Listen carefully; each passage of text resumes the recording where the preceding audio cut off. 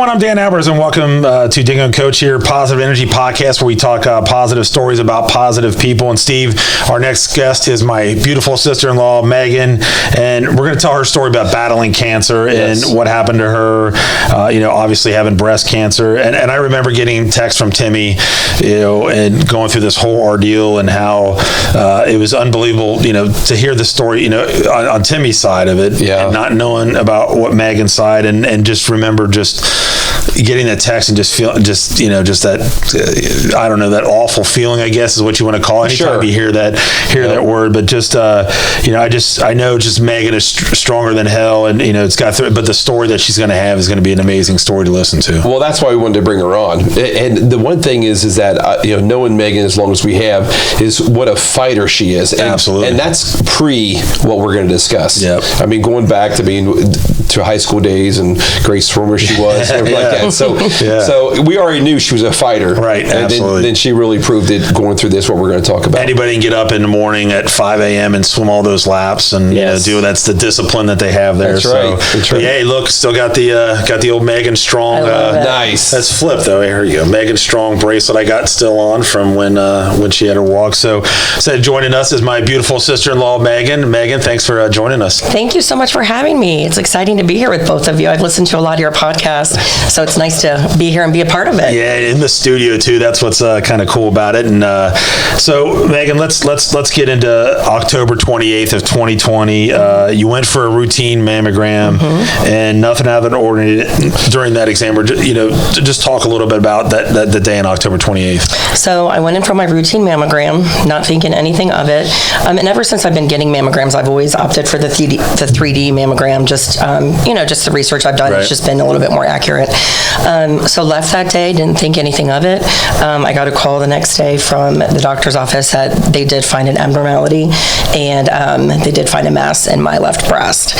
So they made an appointment for me to come back the next day just for some additional mammography, additional imaging. I met with the radiologist, and they basically pretty much right away were like, we have this spot that we're very concerned about. Yeah. So if you can maybe go have lunch and come back, we want to do a biopsy today. So, that of course kind of just takes your nerves to a whole different level. Right, yeah. So of course I left, I went out, I called Timmy, went and had some lunch, came back. And this was kind of during COVID, so you couldn't have anybody there with you. So, which was a little scary. Yeah. You're there by yourself kind of going through this. But the staff, I went to Mercy and they were fantastic. They did a biopsy. They placed a marker where the tumor was. And the radiologist, I looked at him and just was pretty blunt and like, what are you thinking? He says, he's like, I'm about 99% sure that this is cancer. Okay. So all right. So let's go back a little bit. When you get those exams, I mean, when do you start that? I mean, I know it's like different people start different ages for colonoscopies, things like that. When did you start having those exams? So I believe they recommend 40. I started at 40 yearly. Okay. So, I went through the first couple ones with no incidents at all. And then, that's why they immediately kind of honed in on this spot. They were like, this is a spot we didn't see last time. Okay. So we want to go in there and look at it a little closer. So going into that day, you didn't have any symptoms or? None. Nothing, no signs of anything? So this was just a complete shell shock for you? Absolutely. And that is why I to this day talk about the importance of getting your regular mammograms, is because ever since up until the point that I got my double mastectomy, I never felt a lump in my breast at all. Okay. Yeah.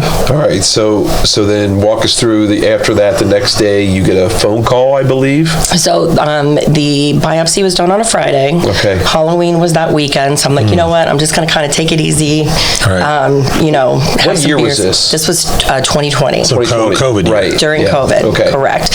So, you try to go about your business as best you can. Like I said, it was Halloween. We had our usual neighborhood get together, have some drinks, hang out, kind of take your mind off of things a little bit. Right. So Monday, Friday comes, and I'm driving home from work, and it is Mercy, and they call to confirm that I do, in fact, have breast cancer. It is stage 1A, which, thank God, caught very early, which was very positive from the get-go. Okay, good.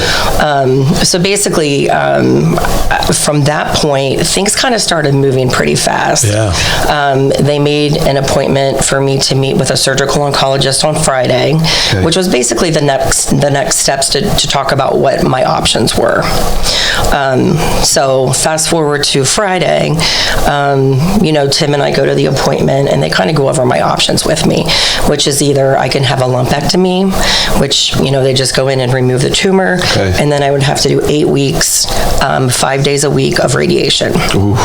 My other option was to get one breast removed, or I could get the double mastectomy with both breasts removed. Okay. Yeah.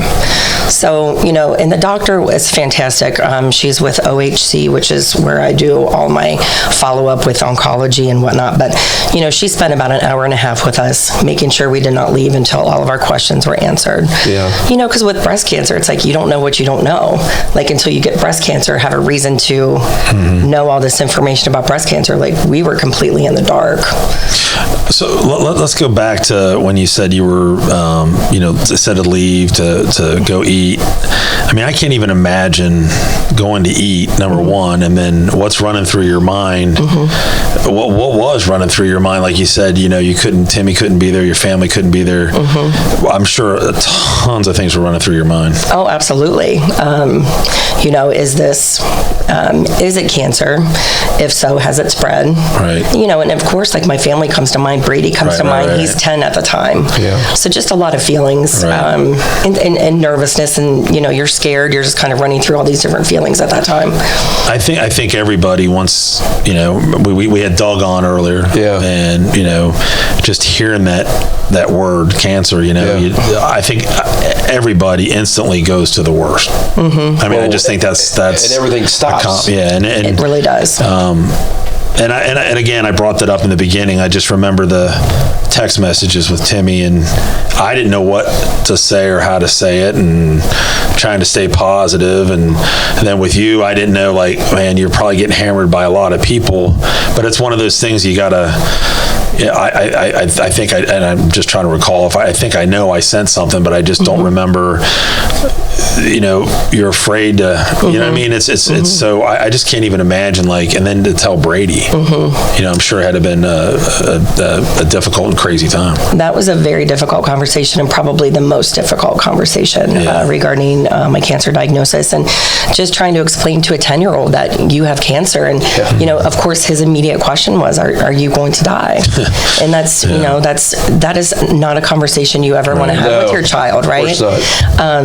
But we really were very transparent with him about everything that was going on. We every time we had an appointment, had a test result, we were very open about what my surgery was going to be, what it was going to look like, how that was going to affect me, and how different my body was going to be.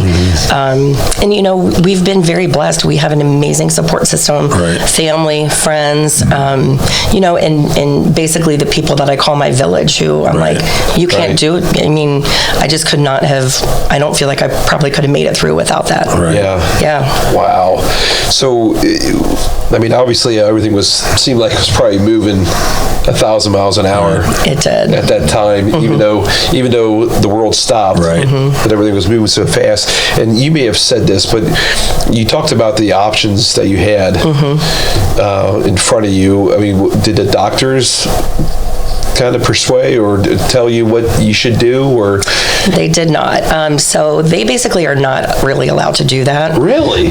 So she gave us all the information about all three positives and negatives. Because I pretty bluntly was like, if this was you, if this was your daughter, if this was, what would you do? And they can't really say. Is that right? Yeah. So I mean, and I wonder why that is. Legal, probably legal stuff, probably, because they said, hey, the doctor told me to go ahead and do this. I know, but I I mean, if it's hey, it's really bad, let's take the whole thing off and be good with it. I mean, what's wrong with saying that? Right. So, I mean, pretty early on, I mean, I knew that I wanted to get a double mastectomy. A couple things, just due to my age, I was 43 at the time, and I said, I don't want to, get a lumpectomy or get one of my breasts removed and come back here in 5 years and have the same conversation. Sure. Whether, maybe it came back in the same breast, maybe it came back in the other. Yeah. So, at that point, you're kind of in survival mode. Yeah. And you want to give yourself the best chance for survival. Was there a history in your family of breast cancer? There was not. Okay. There was not. So, once I got diagnosed, like I said, things move really fast, and you're getting a lot of testing done, a lot of blood work done, and they actually did do gene testing, and I did not have any gene component with my cancer at all. Okay. Yeah. Wow. So no hereditary. It wasn't hereditary at all. Yeah. Yeah. So let's go to the when you had your surgery, I think, and I remember that on November 24th, you were going to have the double mastectomy, and you explained why. I mean, first let's get into,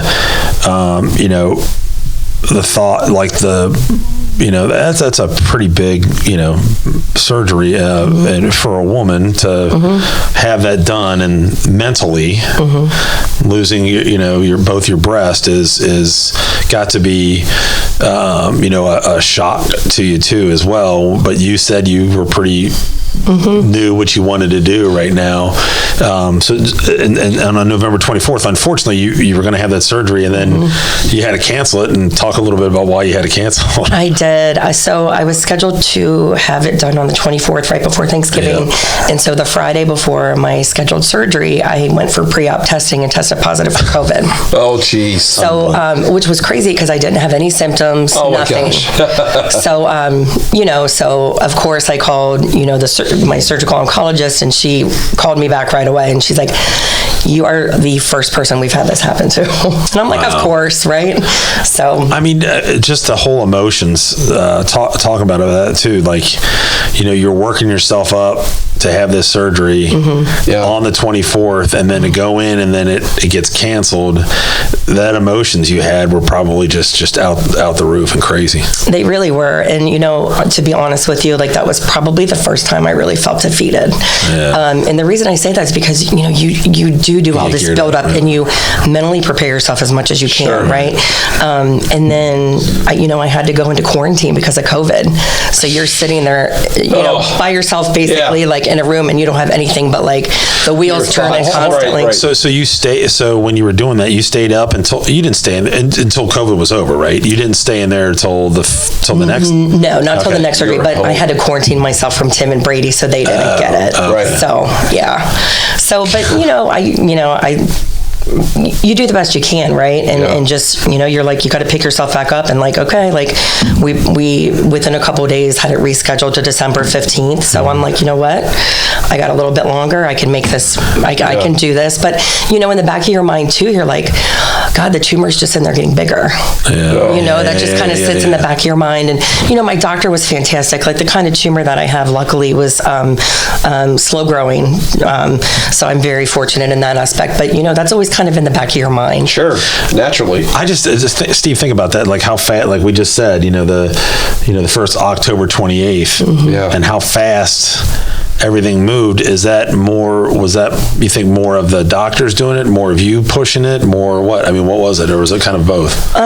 It was actually the doctor. Really? They were right on it, and I've heard of people who have been like, it took me months and months to get diagnosed and to get this done and this done, and I mean, they were very on it, and I mean, even when I was first diagnosed with getting in right away to get the biopsy done, and then diagnosed Monday, and by that Friday, we already in there talking about options. So I felt very fortunate that things were moving quickly. Right, even though you were with your thoughts during COVID. Sure. But it did move pretty fast. It did. So I was fortunate in that aspect. So. All right, so let's go through that process of the surgery. And did they tell you what to expect? And after the surgery, post-surgery, and how did all that go? Obviously, they did. It went as well as can be expected.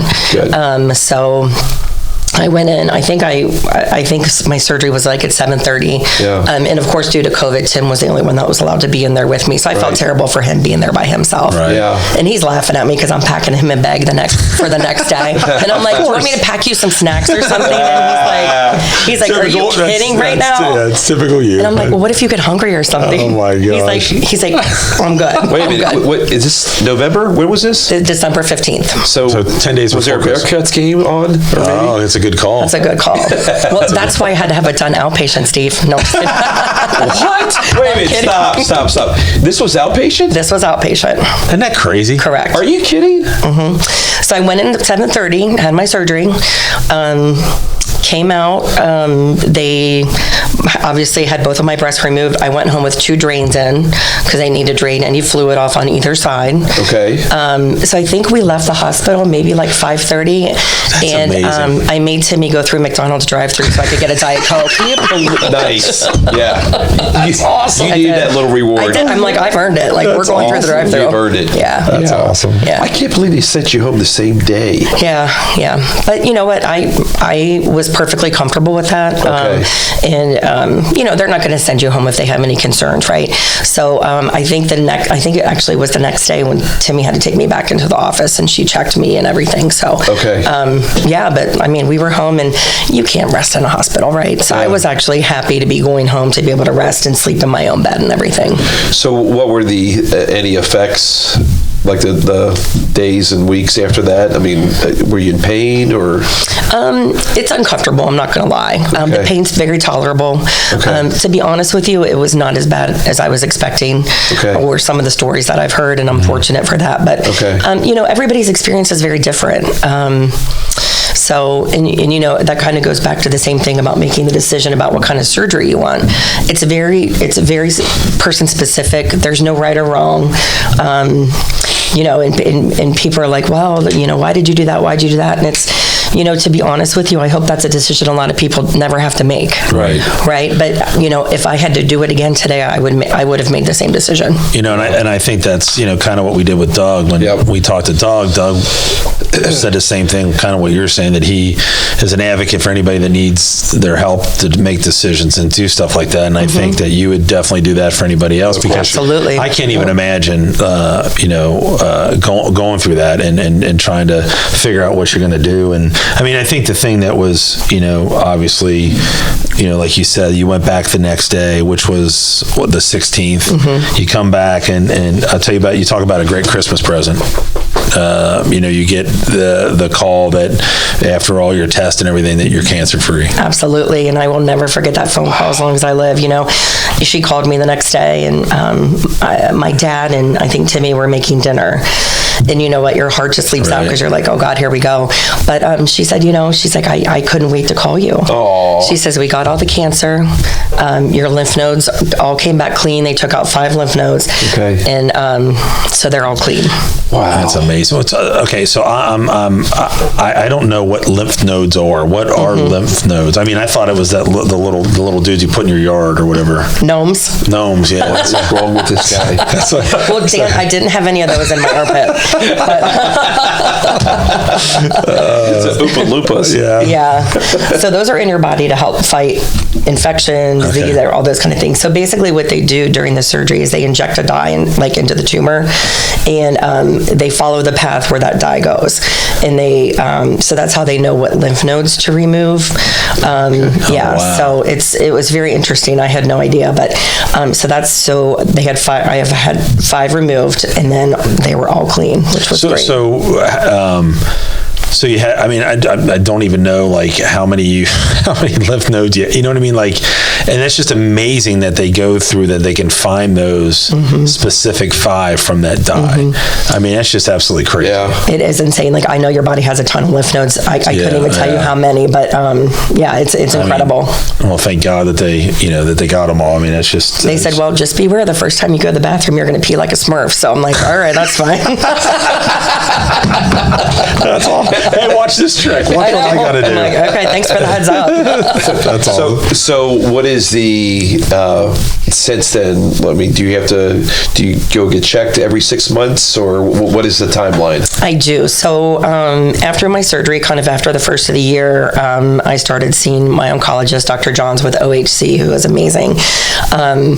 And what they had to do to kind of determine whether or not I needed chemo and radiation, it's called an oncotype test.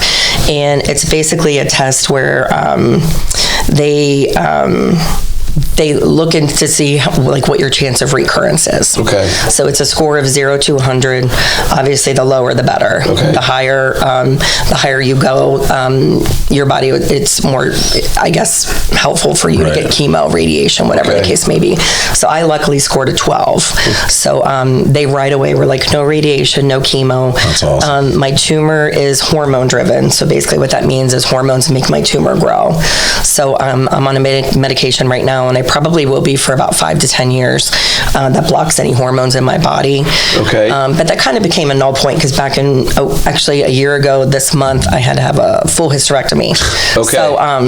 So, so that kind of offsets that? Yeah, but I do still have to take medication though. Okay. Yes, but it's a different kind of medication, but it's still due to the hormone issue with my tumor. Okay. Well, you're checking all the boxes here. I'm telling you. Getting rid of all my lady parts. All right, so every 6 months, is that where you're at right now? So I'm getting checked every 6 months now. Okay. So like for the first year, it was like every 3 months. So I'm at every 6 months right now. And I'm assuming that will probably go on as long as they decide to keep me on that medication. Yeah. Yeah. Well, through this whole fast track of everything you had to go through, and I mentioned it about how much of a fighter Megan is, but I mean, you obviously had a great, and you kind of touched on a little bit, a great support cast with family and friends.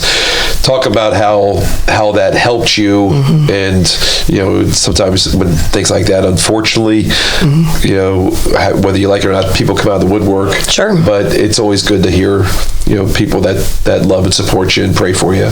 I was so fortunate, and I will never be able to rethank everybody for the outpouring of love and support, and that not only during that, but that they continue to show up for our walk, or even to raise money for breast cancer. Yep. It's been absolutely amazing. Just the simple cards or texts, or hey, I'm going to drop a meal off, or can we take Brady to practice, or just little things like that, and just really giving you the strength on the really hard days when you feel like you just don't have it. Yeah. Just those little pick-me-ups. Okay. Yeah. It's okay. It is okay. Yeah. Because you know what? It is such a roller coaster. Yep. The whole journey is a roller coaster, and of feelings, emotions. I mean, there's days you feel good, there's days you don't feel so good. Yeah. But, on the bad days, you're like, you know what? There's good days ahead. Yeah. And, you just have to, be okay with that. Yeah. Well, as much as a shock to the system and to the family, going through all that, I can't even imagine, winning the World Series like you did with the phone call. Oh, yes. And what that feeling was. Such a blessing. And I mean, just ugly crying on the phone with my surgeon oncologist, because you just have all these emotions build up. And it's, it is clearly like one of the scariest and most stressful things I've ever been through, for sure. No question. So it was just a release of those emotions and just happiness, because like I said before, it's some of it's like, am I going to be here to see my son grow up, to see him get married, to see him graduate high school, and that's a scary thing. Yeah. So I consider myself one of the luckiest people in the world, because not only like am I cancer free now, but my friends and my family really, I always knew that I had great friends and family, right? Yeah. But going through something like this really makes you realize it that much more. Yeah. Yeah. And speaking about that, so some of the things I remember is that, I know that Nagel did a Megan Strong, I think it was a football game or something that they did. And then amazing. I know there's been the walks, and then we had something at Varsity this year on the One More I'm Out of Here podcast. Those guys did something at Varsity, which was really cool. But the football team, that thing was pretty cool. That was I mean, awesome. all of them are cool. cool. Don't get me wrong, but that was pretty neat to see kids in that and supporting you that way. And it just honestly, that tells you about the community in Anderson and what it's all about. And it's, it's not just Anderson, Nick, Turpin, everybody that's involved around this community that knows you or knows of anything like that. And it just really does say a lot about this community. It really does. And I feel so fortunate for that. We did a guest bartending at the lounge. Yeah, I remember that. So they totally surprised me. Brady's entire team showed up with Megan Strong t-shirts on. And it was such a wonderful surprise. And just to feel that support from everybody. Yeah. It was super cool. I love it. Yeah, because you know what? It's like, and I found out too, there's a lot of people that want to help and want to get involved, but they just don't know how to. Right. Going through this process, I learned 1 in 8 women will be diagnosed with breast cancer. Is that right? Yeah.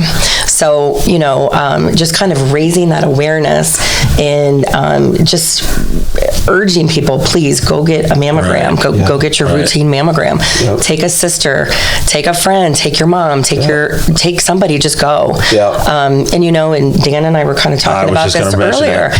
This does not affect women only.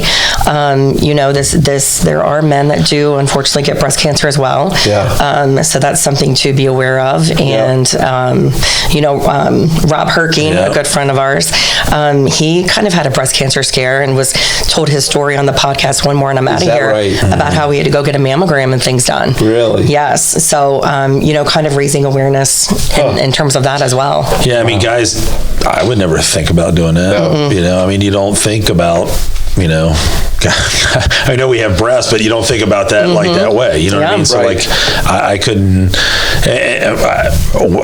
How often do guys do? Do they just do it when they feel? That's the thing. Is there a certain time to do it? Is not do it? Do you just do it? You know what I mean? Like, do you wait till you find something? Do you wait till your pain? I can be honest. I don't know too many guys that have gone out there that got it. In Megan's case, she had no idea. Right. It's unbelievable. But I know she's got some big things happening here in the next few months. So why don't you talk a little bit about what you got coming up here? So for the last 3 years after I got the all clear, I really wanted to find a way to give back. So I have put together a team that walks in the Making Strides for Breast Cancer. Nice. Walk every year, and we are Team Megan Strong. And every year, we just try to raise money, get a team together, raise awareness. Right. So this year it's going to be on October 19th. It's down at Yateman's Cove. I'm going to have Danny put this up here. Absolutely. And on his website. But feel free to scan the barcode. If you want to walk with us, we would love to have you. If you're not able to walk and want to make a donation, that would be amazing as well. That's great. Because with breast cancer specifically, it's like, we need to find a cure. Right. And to do that, we need research, and research costs money. And so we're constantly finding ways to raise money for that. They do this every year, don't every they? Year. Yeah. Every year. And it's a great family event. Bring your stroller, bring your family, bring your kids. There's so many different booths to visit. There's stuff for the kids to do. It's a beautiful walk. Yeah. They have a run now that they've added in the last few years, which is awesome. Yeah. I know you're shocked by that. I'm not going to be signing up for that. Well, I was going to say Diddy. Yeah, no. Chris will probably do it. Of course she will. Yeah. And then they have 2 staggered starts for the walk. So, if you don't want to get down there super early, you don't have to. Oh, okay. Yeah. So it's a great event. I encourage anybody to come out and join us. Yeah, I think I went the first year. The second year I did not go, and it's just amazing how crowded and packed that these walks are. Well, that says something. It really does. It's just an unbelievable battle that you've been through, Megan, and again, your doctors and nurses and everybody. The other quick thing, real quick, is did you being at Children's Hospital and knowing a lot of doctors and people, did that kind of help you too a little bit get through it? Or not really? It did. I have an amazing support system at Children's. Not only that, but I have a lot of physicians who I could kind of lean on. And it was really interesting to me after kind of coming out after my diagnosis, the amount of people that have either had breast cancer or that are affected by breast cancer. Yeah. And I have just talked to amazing people who have been amazing support system, and just what can I do to help you? Let's talk this through. Like, how are you feeling? So that really, I feel like, made a big difference as well. I got one more thing that, I don't know how you deal with it as emotionally and how you deal with, obviously having a double mastectomy and then going out in public. And, and how you dealing with that as far as dress. And I'm sure you're probably in your mind, I know how women are, they want to. So is that a pretty big mental obstacle for you? Is that hard for you? I mean, I'm sure it's got to be. At first it was a little bit. So at first I actually went and got fitted for a prosthetic. Right. So a little funny story offset, but so my dad took me to go get fitted for my prosthetic. I know, shocker. But he waited in the car for me. I came out and I have my prosthetic on and I'm kind of feeling it out and this and that. And the staff at the office is sitting right there in the front window at the desk. And I jump in the car and I'm like, Dad, look, feel them. They feel pretty good. Oh, no. And he's like feeling them. And we look up and they're all like, oh, my God. They're like, what the hell goes on in that family? Yeah. But I found pretty quickly, like, it's super uncomfortable. They're heavy. So I kind of pretty quickly was like, I'm not going to do this. And I just started going out without anything. Yeah. And, people kind of look or, they have questions. But to me, I'm like, they're just boobs, right? Right. I'm alive. Yeah. No big deal. That's amazing. That's right. And I tell people now, these are my battle scars. Yeah. That's right. But, it's... It was very hard at first because the first time that I saw myself after my surgery and stuff, it was very emotional. And it continues to be a struggle when you see yourself with, your scars and in what you used to look like and what you look like now. Right. And I tease Timmy all the time, though, because I'm like, I have scars from my hysterectomy. I have this. I'm like, we can play connect the dots. Oh, Megan. But you know what? I have to give the biggest shout out to your brother because he has been absolutely amazing and my rock through all of this. Yeah. And I have no doubt. It's it's a hard decision whether or not you want to get reconstruction and if that's going to affect your relationship and how your significant other is going to look at you. And he was 100% supportive from the get-go, and I just am so lucky. Yeah, and your dad, and there's other people that I don't want to leave people out, which but I've got to say, your dad, obviously, the Benassis. You've just had a lot of people that, those are just some of the people I can name off the top of my head. I'm sure there's a lot more that I'm missing, so I apologize for everybody out there that are friends with us. And but yeah, it goes a long way, and it just it puts a lot of things in perspective too. The shit that we get pissed off about. Yeah, driving a car, right, cutting somebody off, you're screaming and yelling, right, and then here you have I think about that, like, here's my sister-in-law that's going through all this, and my brother Timmy and the family, and everybody's going through all this stuff, and I'm getting pissed at a UC game. At a UC game, exactly. I mean, and it's just, it puts a lot. It's sad that stuff like that has to put things in perspective for a lot of us. Agreed. And it just, I talked about this with Doug.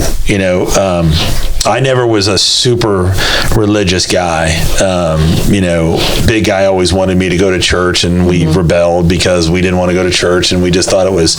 But I'll tell you, there's a lot of things that have happened in my life that has made me pray a lot and do stuff, and I think that was a big help for me to try to get me through the feeling of what you were going through to kind of help you guys. And I'm not sure if that helped or didn't help or whatever, but I think people sometimes are afraid to talk about religion and faith and praying, and there's nothing wrong with it. Right? Not at all. You can't be afraid to pray for your friend or your sister-in-law, your brother-in-law, and you don't have to be embarrassed by it. No. And I think growing up, I'd have to say that I was probably like that. If I prayed or said something, if I said, people get made fun of. Right. Hey, he's a Bible beater. He's this. He's that. And I just want people out there to know that you can do that for your friends and your family. I mean, absolutely. Absolutely. And I'll say this one more thing too is you don't have to pray just when it's bad.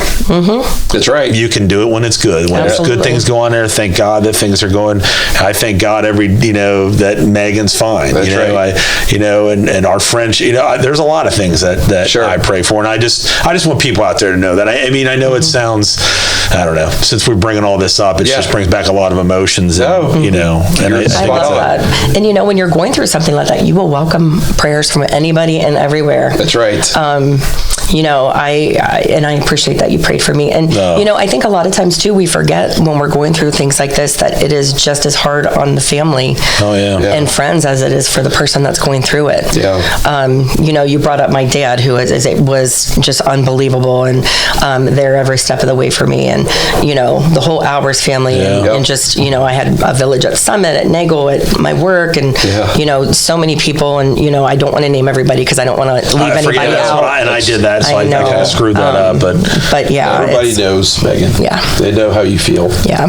Yeah. Yeah, it's just, and I hope everybody out there, we'll post this on the website and I'll leave it probably up on USBN Sports to have it up there on a regular basis so everybody sees it with the barcode. But hopefully we can get a lot of people out there to support Megan and Megan Strong and get this money for cancer, because we've known a couple people. We've got more people that are coming on that have had cancer, and Doug was one of them. Megan's another, and just anything we can do to support everybody. And again, Megan is more than willing to talk to anybody out there that's going through anything.